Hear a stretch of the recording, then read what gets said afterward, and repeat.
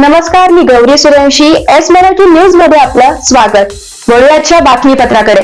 नांदगाव भारतीय state of bank मधून महिलेचे पर्स मधून 50,000 रोख रक्कम लंपास. सुषमा सर्जेराव कदम, वय वर्ष 59, राहणार शिवमळा, साकुरे, नांदगाव या दिनांक 12 ऑगस्ट रोजी दुपारी 12 वाजेच्या सुमारास भारतीय state bank Malegaon road Nandgaon येथे बँक खात्यातील पैसे काढण्याकरिता आले होते.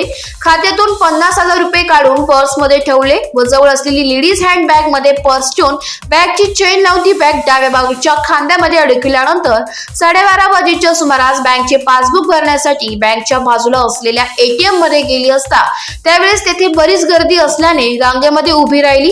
त्यावेळेस पाठीमागे 3 ते 4 महिला रांगेमध्ये होते. नंबर आल्यानंतर जवळ असलेली बँकचे पासबुक एटीएम मधून भरले व तिथे पासबुक ठेवण्यासाठी हँडबॅग काढली असता हँडबॅगची चेन उघडी दिसली. त्यामध्ये असलेली पर्स दिसली नाही. त्यावेळेस पाठीमागे पाहिले तर पाठीमागे असलेल्या 2 अनोळखी महिला नव्हत्या.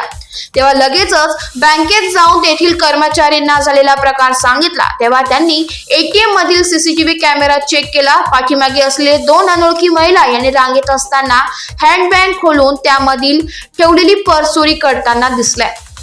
नांदगाव पोलीस ठाणे गुन्हा रजिस्टर नंबर 330/2024 भारतीय न्याय संहिता कलम प्रमाणे गुन्हा 303/2 नोंद करण्यात आलाय. नांदगाव पोलीस निरीक्षक प्रीतम चौधरी यांच्या मार्गदर्शनाखाली हेड कॉन्स्टेबल राजू मोरे पुढील तपास करीत आहे. बँकेमध्ये मी पैसे काढायला आले होते. पैसे काढल्यानंतर मी पासबुक भरायला एटीएम मध्ये गेले. तिथून 2 बाईंनी माझे पैसे बॅग काढून फरार झाल्या. एस मराठी न्यूज साठी प्रतिनिधी विजय बडोदे, नांदगाव.